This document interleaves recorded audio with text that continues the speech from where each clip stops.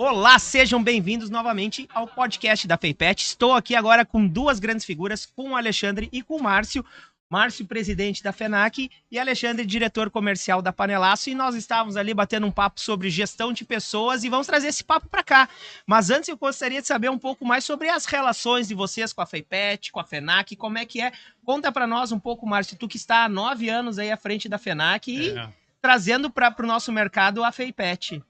Então, sabe que a FENAC é uma empresa de capital misto, uma SA de capital misto, ou seja, ela tem capital público e capital privado, e os maiores sócios são a Prefeitura de Novo Hamburgo e o governo federal. Mas boa parte dela de capital privado. Então, ela é um desafio muito grande, porque é uma empresa que não capta dinheiro público, ela luta no mercado de competitivo, né? Mas tu não recebe apoio público porque nós já somos públicos em uma parte. Então, muitas vezes, um local de eventos ou uma promotora de eventos, ela tem muito mais flexibilidade, ela consegue apoio público, né? E se torna mais competitiva que uma empresa que nem a FENAC SA é. Então, é um grande desafio, né? E eu vindo completamente do mercado privado e muito da exportação. Trabalhei muito com o mercado internacional de calçado, com grandes marcas tanto da Europa como dos Estados Unidos, produzindo e exportando, importando matéria-prima. Então, minha vida é no ramo calçadista. E por que eu vim parar na FENAC? Né? As associações que estão envolvidas no crescimento e a própria fundação, há 60 anos dessa empresa, que foi uma empresa comunitária e depois se tornou uma empresa SA de capital misto, queriam desvincular ela da política e trazem alguém de mercado, que foi o que eu vim fazer aqui. Como eu era muito ligado ao sapato, fazia sentido, porque nossa maior feira aqui é a FIMEC, que é a Feira Internacional de Materiais para couro e calçados, é maquinário, etc. Toda a mesma FEIPET, só que totalmente voltado para quem faz calçado e para quem faz couro. Ok, então nada mais justo que, como essa era a feira que segurava a situação, e nós tínhamos a Loucura de Sapato, que é a maior feira de varejo de sapato do Brasil, né? Feitor. E então fazia sentido alguém muito do calçado, né? Entrei aqui, realmente ela estava muito politizada, muito cheia de cargos políticos. A gente terminou com isso, com o apoio do governo local, e a gente conseguiu aumentar a rentabilidade dessa empresa que não estava se pagando, para mim ela era uma empresa pré-falimentar, buscando outros mercados e usando esses pavilhões e toda a nossa expertise para que a gente pudesse ter uma alternativa de rendimento. Nós fomos buscar mercados que estavam desassistidos de feiras e eventos no sul do Brasil.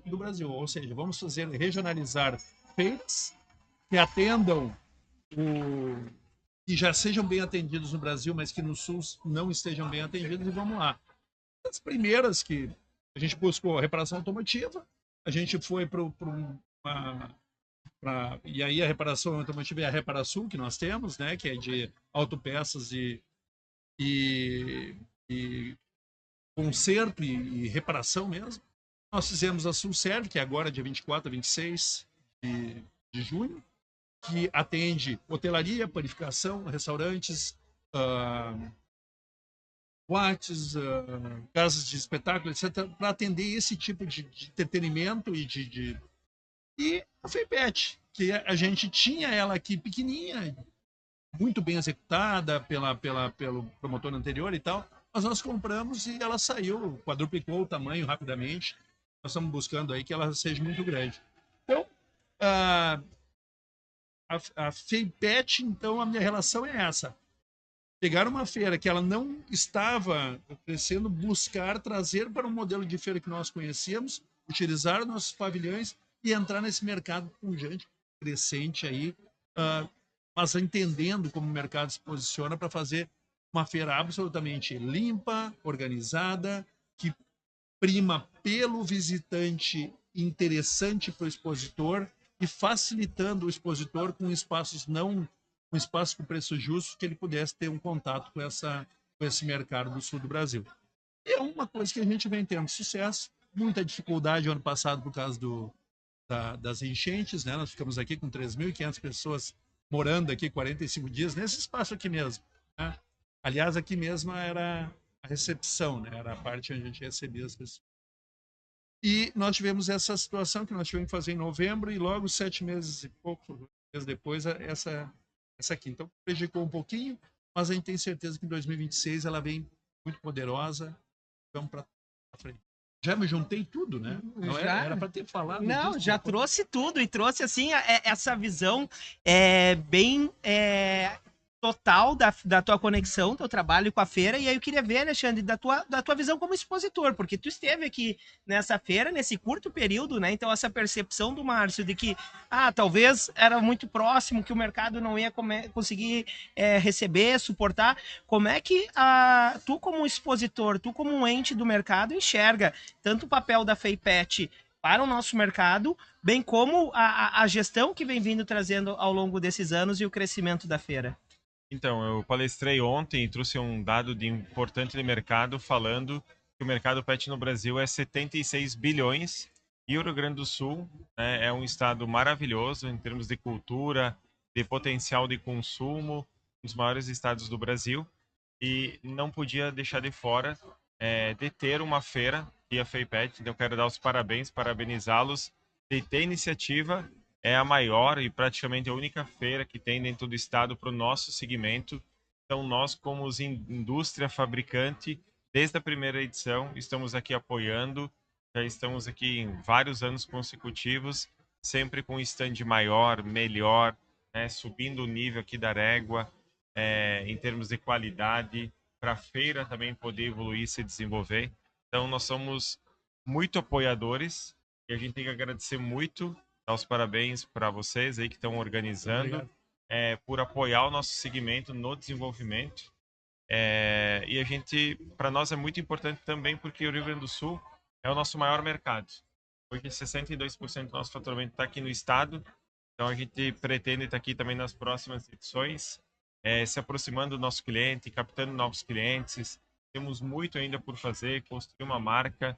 Somos uma empresa jovem no negócio pet food, apenas 5 anos. Então temos muita lenha para queimar ainda. Legal. E é interessante isso que tu traz do desenvolvimento do mercado, né?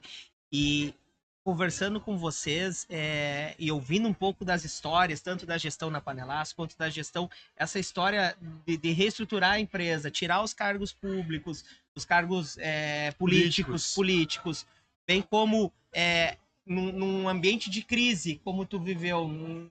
Bom, aconteceu, alagou, o que eu faço agora? Eu tenho a feira, como é que... Também pegou um momento de pandemia, né? Eu lembro que a FEIPET ia começar, mas parou numa pandemia, Isso, né? E aí a gente cai para um outro papo que é o dia a dia, talvez, e que talvez quem está nos assistindo possa se apropriar de insights de você sobre gestão. Porque quem fez tudo isso acontecer, quem faz 62% crescer ano após ano, está aqui e querendo se reinventar cada vez mais, bem como a planta quadruplicar nesse período, foram pessoas. Exatamente. E aí a gente tem pessoas de segmentos completamente diferentes, mas com ideias que são muito parecidas com aquilo que a gente precisa. Organizar as pessoas para que elas possam executar o melhor possível naquilo que elas estão fazendo.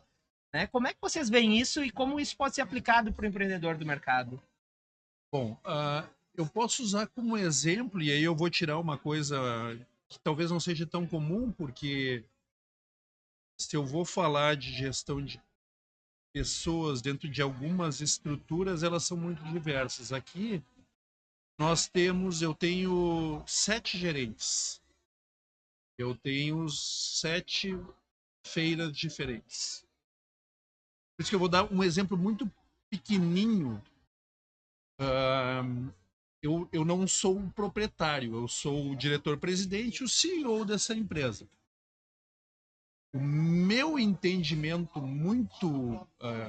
de muitos anos e de novo, né, eu costumo repetir, né, eu sou um cara muito humilde, eu coloco carpetes e carrego o caminhão. Então eu sou um cara muito humilde, mas eu não sou modesto, né? Então, humilde, mas não modesto, eu sempre trouxe isso. Quando o assunto é calçado, eu me coloco à frente. FIMEC, loucura. Eu sou o líder das duas feiras. Eu que respondo para todas as mídias. Eu que vou para conversar com as associações. Não. E é um negócio que eu realmente entendo. Nas outras feiras, os gerentes é que são responsáveis por cada uma delas. Na FEIPET, a Camila Cruz, que é o nosso gerente de operação, é o que bota as feiras de pé, todas elas. A função dela continua essa, mas ela é responsável pela FEIPET. E aí, quando chega o que é televisão, como hoje mesmo teve aqui, de manhã teve o Bom Dia Rio Grande, que é um programa do grupo RBS Globo lá e tal. O presidente, chamem o presidente para falar. Quem vai falar é Camila. Não, mas é que é importante, é bom que o presidente... Não. Quem entende dessa feira é ela. E eu não vou me atravessar. Eu aceitei estar aqui porque nós estamos falando de um contexto e não especificamente do produto. Porque senão eu dizer assim, quem tem que estar respondendo para ti é quem toca essa feira. A empresa. E aí, saber empoderar... agora tu é o rei do empoderamento. Não. Mas assim, tu tem que saber a hora e espaços que as pessoas dão importância. O espaço de visibilidade, normalmente, é um ponto de vaidade. Né? Tem que sair e dar um espaço para quem está ali trabalhando. Quando ele se sentir exposto numa mídia e tal, eu tenho que fazer esse negócio melhorar, entendeu? Então, assim, coloque seus gerentes, sua equipe, seus diretores, coloque em situações de enfrentamento de mercado também ao público. Deixe que ele seja visto, deixe que ele seja lembrado, mas também coloque ele numa situação que ele tem que responder pela qualidade, pelo desempenho, pela visibilidade da tua empresa. Então, assim, tu tá apresentando, né, uma faca de dois gumes para essa pessoa. Ela tem toda a possibilidade de estar exposta e poder apresentar toda a qualidade dela, mas ela está ali exposta também para defender aquele produto, aquele serviço, aquilo que tu está vendendo. Traga ele junto, não seja protagonista único do teu empreendimento. Se tu não carregar um monte de gente junto contigo, não vai dar. Mas não esquece, se tiver problema é teu. Se tiver mérito, o mérito é de todo mundo. Problema quem carrega é quem está na frente. Deu problema, deu ruim, a culpa é minha. E aí tu tem as melhores pessoas para que tu não precise ter culpa toda hora. Se tu tiver culpa toda hora, tu tá escolhendo mal as pessoas. Mas eu acho que mais ou menos assim, brevemente, né? Porque se a gente for falar de gestão, a gente vai muito longe. São duas coisinhas, eu acho que é importante falar e que eu executo, principalmente aqui dentro Vivendo, da FENAC. né? Vivendo. E é legal que tu traz duas coisas: protagonismo, tá? Protagonismo.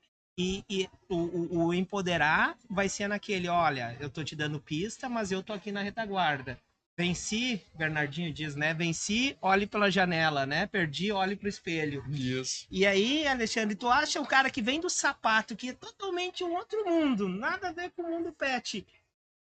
Na tua visão, é por aí o caminho? Como é que tu enxerga a liderança e como que os empreendedores do nosso mercado devem se portar diante dos seus times, para os seus times poderem criar essa casca e crescer junto no mercado, para que não fique, quando tu fala sobre comando e controle, né, as empresas muito centralizadas.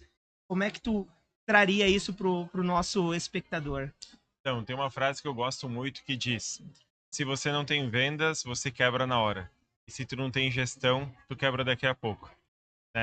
Então, dentro da gestão é maravilhoso, porque o meu DNA é vendas. E conforme eu fui sendo promovido, desenvolvido, eu fui desenvolvendo outras habilidades, outros comportamentos, mas principalmente processo. Hoje o meu mantra é: o resultado é consequência do processo. Então, se o resultado não está bom, muda o processo e o resultado vai melhorar. O resultado muitas vezes é o atalho que nós queremos percorrer, mas não existe atalho para o sucesso. Existe pagar o preço de viver aquele processo. Então, em tudo na minha vida, eu foco no processo e, como consequência, o resultado vem. Então, em termos de gestão, acredito nisso e acredito muito no time. Acredito que tu constrói um time e esse time constrói empresa. Acredito também que o nível da tua empresa é o nível das pessoas que tu puder contratar. Me deparo com muitos empresários que têm uma cultura que o medo de perder é maior que a vontade de ganhar. Então, contratam pessoas baratas, né, por medo de perder, mas que entregam resultados medíocres.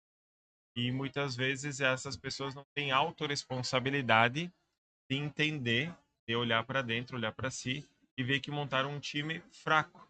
E um time fraco vai te entregar resultado fraco. E normalmente essa pessoa tem um costume de se vitimizar e achar que a culpa é do governo, a culpa é do mercado e tal.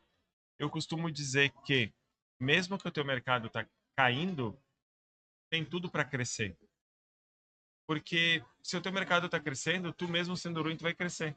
Então não é justo essa luta. Acho que se tu for um bom gestor, tiver uma boa visão, independente dos fatores externos, tu pode ter desenvolvimento, né? Então eu acredito muito que sucesso não depende do fracasso do concorrente, depende de nós mesmos em olhar para dentro. Tem uma frase que eu adoro também que é: para de seguir o teu concorrente e começa a seguir o teu cliente, né? Então eu vejo muitas pessoas, meu concorrente, meu concorrente, meu concorrente, fala 10 vezes o nome concorrente e não fala uma vez o nome cliente. Então nós procuramos estar muito conectados com o cliente, entender o que o mercado quer de produtos e serviços, fazer uma desconstrução de fora para dentro. Já falei essa frase, vou repetir, que a nossa margem é a nossa eficiência e que nem o cliente nem o mercado vai pagar a nossa ineficiência. Pode tentar embutir isso no preço e mandar para o mercado, mas o mercado vai te responder, não te comprando ou comprando pouco e te devolvendo, né? Então, teve uma experiência que eu fui diretor comercial e eu procurei o Lean Manufacturing. Então, eu sou fã dessa metodologia de trabalho, é uma metodologia que a Toyota utiliza, né? A Toyota hoje não é a maior montadora do mundo, mas em termos de rentabilidade é a maior. Por quê? Porque tem um sistema de produção enxuto, né? Trabalhando em todas as perdas, e daí tu fica muito competitivo e, como consequência, tu consegue ter uma venda maior. Então, acredito muito nisso. Falando de liderança, eu acredito que são vários pilares. Eu acredito que o primeiro é dar o exemplo, é ter coerência entre o que tu fala e o que tu faz. Tem muita gente que fala uma coisa, mas faz outra.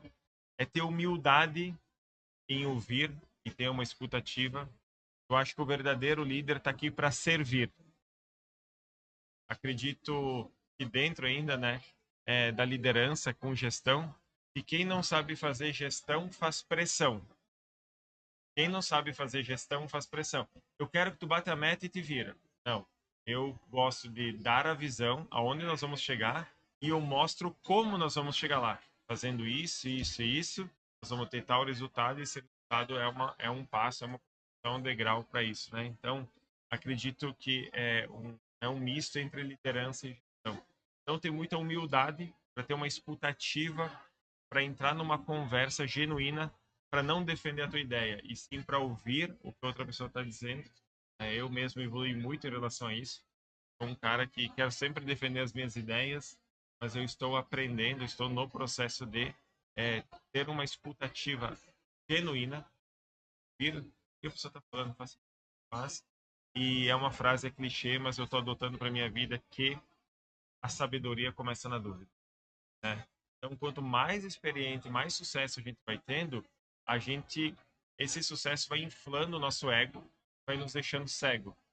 E aí a gente começa a se achar, e aí eu acredito que é o começo da queda. Então é sempre ter muita humildade, né, para poder ouvir, para poder entender, e o mercado muda muito rápido. Então a minha humilde visão não é a verdade, mas é apenas a minha visão, contribuindo com o que o Márcio falou. E é muito legal que tu traz responsabilidade, perdão, tu traz a responsabilidade do líder, né? E tu traz o dar a pista, mas olhar para que tu vai estar ali se resguardando, né? Então, quem é o guardião disso? E muitas vezes os pequenos negócios e os grandes negócios, e aí vocês vão trazer exemplos de vocês, da vivência, a liderança vai ser quem vai dar o norte, quem vai conduzir os valores, vai ser o guardião de tudo isso, e a gestão é quem vai executar. Mas muitas vezes o empreendedor, o proprietário do negócio, ele tem que ser o gestor, ele tem que ser o líder, e muitas vezes ele tem que ser o pessoal lá da linha de frente, né? Como é que vocês comentariam para alguém que está precisando fazer uma transição da saída do operacional para ir para o estratégico, tem que o negócio dele desande, porque se ele parar de fazer, ele vai quebrar. Mas se ele continuar fazendo só o operacional, ele vai quebrar. Como é que ele faz uma transição dessas num negócio hoje em dia? Posso responder, Kerson? Pode. Então, o que eu vejo? Acho que usando um exemplo do próprio Exército, existem 3 níveis: estratégico, tático e operacional. Toda empresa, toda família, tudo tem que ter esses níveis, né? Então, acho que a parte da estratégia é importante. Acho que o Brasil não tem uma cultura de fazer muito planejamento, tem uma cultura mais de executar, executa rápido, sem planejar, vê que não está certo, perde muito tempo, tem que voltar e construir tudo. Eu gosto muito de uma ferramenta chamada PDCA, que é super simples, mas acho muito funcional. Planeja, executa, verifica, age se necessário e o ciclo é contínuo, né? Então, dentro disso, eu acredito que tem que ter essa sequência para poder ter sucesso. A parte estratégica é muito importante, mas se tu não tiver a parte tática para operacional, tu não vai ter resultado, vai virar obesidade mental. Então tu tem muito conhecimento, muita ideia, mas tá tudo na tua cabeça virando obesidade mental e só vai tornar resultado quando tu começar a aplicar. Muitas vezes tu acha que é isso, tu tem um plano perfeito no PowerPoint, mas a vida é muito mais que um PowerPoint. E quando tu aplica, aí vem a realidade. Por isso que eu vejo que a faculdade ela nos engana muito. Tu fica ali 5 anos dentro de uma bolha, achando que o mundo é daquele jeito. E hoje até eu critico um pouco esse modelo de estudo, porque em 5 anos está tudo desatualizado. Aí tu se formou e já nem está mais atualizado com aquilo que tu aprendeu, né? Então eu acredito que o líder hoje, para ir bem, ele tem que transitar entre os níveis, principalmente para de vez em quando auditar. Uma coisa que tu acha que está sendo feita. Quando tu delega, a gente muito delegar, a pessoa está pronta, ah não, está pronta, tá legal. Mas como tu pode auditar para ter certeza que aquilo que vocês planejaram está sendo executado dessa forma, garantindo a cultura da empresa, os valores da empresa e trazendo os resultados, mas não os resultados a qualquer custo. Então, acho que, respondendo a tua pergunta, eu acho que tem que ter essa transição, ela tem que ser contínua, né? Tu tá, talvez, depende da tua posição dentro do organograma, mas por aí. Se tu é dono, mas qual posição? Pode ser que tu tenha uma posição mais operacional tática e não estratégica, né? Eu acho que tem que definir qual é a tua posição, mas dentro disso tu tem que ter, mesmo que for 20%, tu tem que ter a parte operacional. Exemplo, nós temos cargos muito estratégicos, conselheiros, consultores, e gravar um podcast é algo operacional. Então nós estamos aqui fazendo um trabalho operacional neste momento. E tá tudo bem, é maravilhoso. Então acho que tem pessoas que têm a versão, Flávio Augusto, eu vi um podcast, ele fala muito isso. Saia do operacional, daí parece que ser operacional é ruim. Eu acho que em alguns momentos não é ruim. Acho que tem um ditado que a gente fala aqui no Rio Grande do Sul, que é o olho do dono é que engorda o boi, né? Então acho que tu tem que transitar menos, mas tu tem que estar.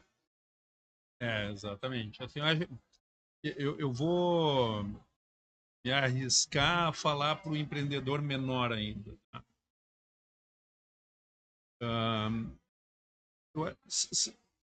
Usar o ditado, o olho do dono engorda o boi, se for um negócio maior, é o porco, se for menor, uma galinha, se for menor ainda.